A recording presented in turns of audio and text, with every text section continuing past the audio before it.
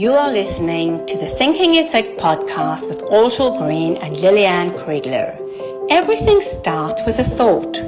Join the quest to reshape your own and your students' thinking by exploring your usual curriculum in new and exciting ways.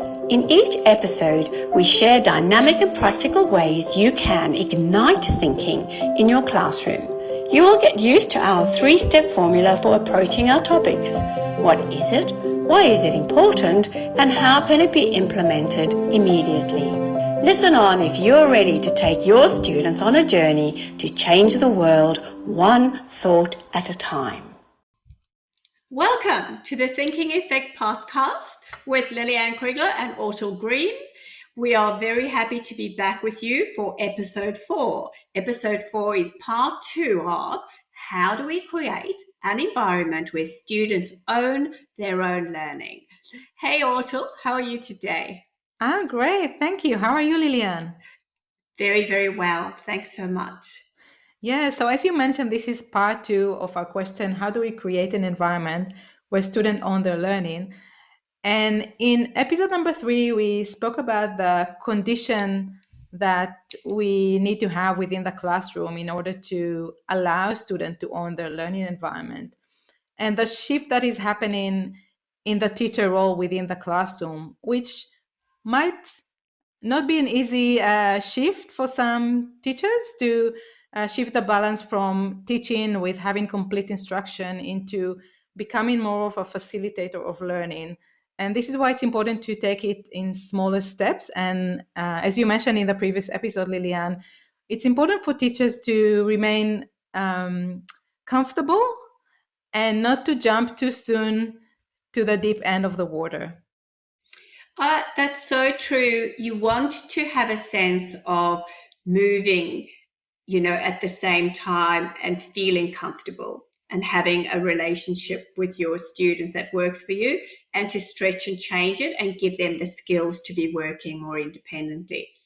So I've mentioned a few times in our podcast that I've studied the work of Professor Reuven Feuerstein, and he speaks about this relationship of being a facilitator rather than a teacher. So pretty much what's happening then is you're not standing in front of the students teaching down, but you're walking side by side in the learning. And of course, sometimes you have to push ahead and pull them along, and sometimes you might need to push behind from a bit, but it's more equitable. And he's saying there's 3 important things that you need. So the first is you can be as intentional as you like, but if the children aren't on board with you, if they're not reciprocating, if they haven't brought their energy, then you really don't have they're not going to learn. The second thing is you could set a project, but the children have to understand the purpose and why. Why should they bother to give their energy to that situation? So part of being a good facilitator is to explain why you're doing these things, maybe even before you jump in. And then the final thing is to make the learning so important that they can use it somewhere else. So, that's transfer. So having reciprocity, working with you, them knowing why they're doing it, and then making it important enough to use that learning somewhere else, are the things. And the joy of the transfer, like one of the things that they will learn is how to make a plan. And the other thing that's a good learning is how to work together. So those are very transferable skills that they learn when they are working independently like this. Absolutely. And you touched on very important points, Lillian, because I think as teachers, when we come up with a project or inquiry question, we need to make sure we make it relevant for the children so they can relate to it and it's relevant to their own world and not something that is so far away from them that it's not really interesting, and therefore they won't have that internal motivation to learn and explore that topic. In episode 2, if you remember, we spoke about how do we trigger student thinking. And we spoke about when we start a project or we started with a new topic, to start it by showing the students some visual representation of the new subject or topic at hand. And then let the student come up with their own questions. So let their curiosity come out and encourage them to come up with as many different questions as possible. And the way it relates to this episode, which is about how do we create an environment where students own their learning, is actually continuing with that journey. And once your student finish coming up with many different questions on that subject, you ask them to look at all the questions they came up with and start to group similar questions together. So find the theme, the common theme between the many different questions they came up with. That's very important, because you don't want them all to just be following every question that comes up. What this helps them to do is to start evaluating which are the questions worth following, which are the ones who are going to give them a deeper investigation, and which one will help them to find the most knowledge that they can. It's about finding really rich questions, and if they're putting them together in themes, then they can decide which theme they want to go with first, and then they can percolate upwards which is the most significant question. So, for students to start to evaluate and sift information themselves, rather than being told this is more important or that's more important, is one of the things that makes them truly independent thinkers.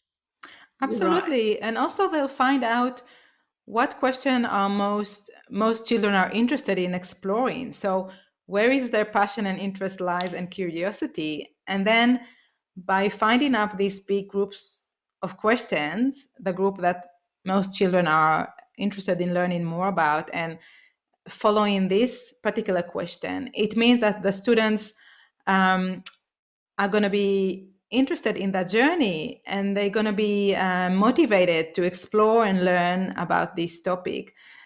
So this kind of leads us to what we spoke about in episode number 3. So when you find this few group of questions that the students are really interested in exploring, this is where you can split your class into smaller groups of 3 to 4 students and assign each one of these questions to one of the groups and let them explore that. Let them follow and explore that question.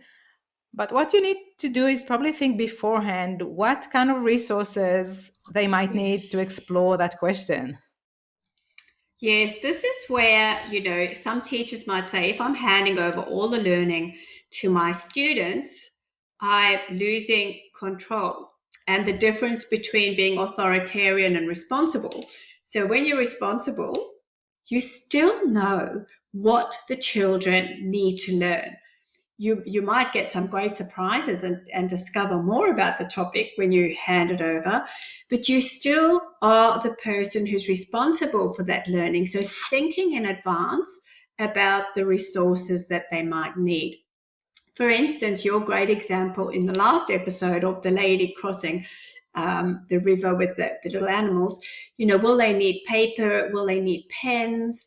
Will they need something to draw with? There are lots of things that you can think of, and have you set up the space prior so that you do that little transition in the smoothest way possible. So designing the space, designing the time, and then offering the resources is really important. So you're still responsible for all that, but we're doing it just in a way that's much more inclusive in the classroom. Absolutely. And if you are concerned that maybe they'll need some resources and you're not sure whether you'll plan, how to plan for all of that, you can maybe let them continue that research on a separate session.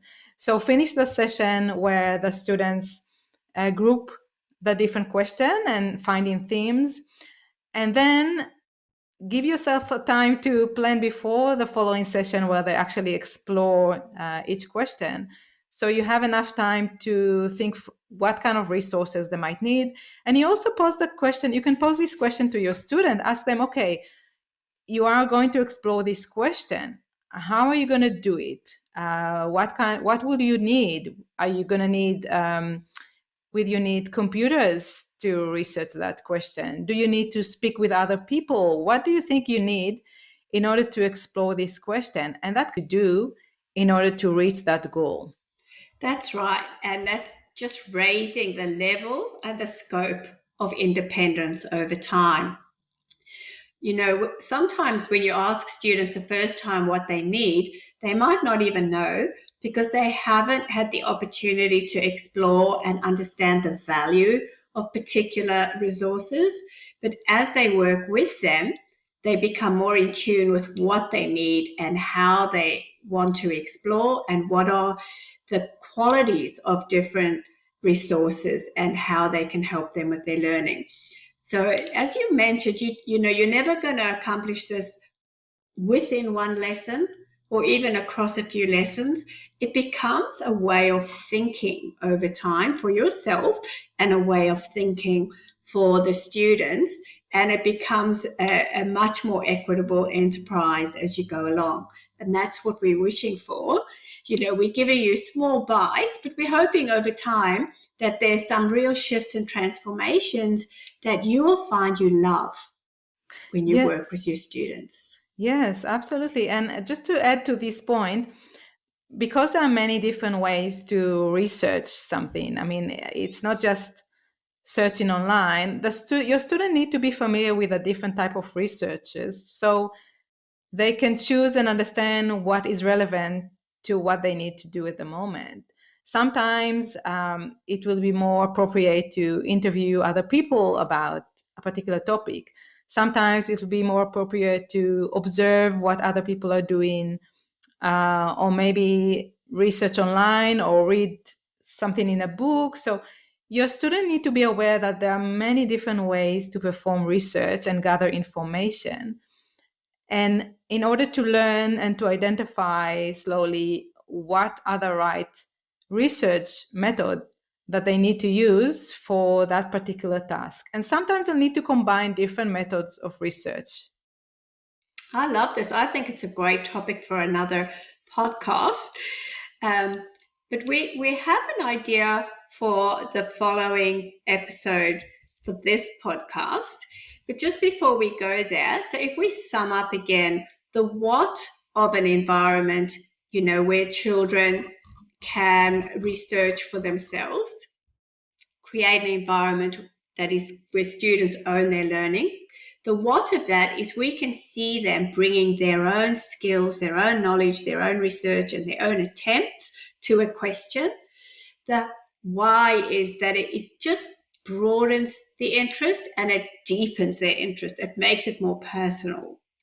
And they gain skills that they are building on themselves.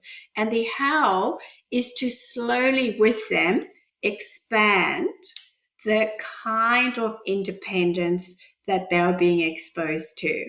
So it's not a single momentous leap into doing it, but working with them slowly to exercise their independence and their partnerships in learning in the classroom.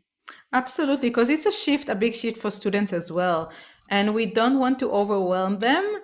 So we need to take them slowly and develop their ability to be independent learners.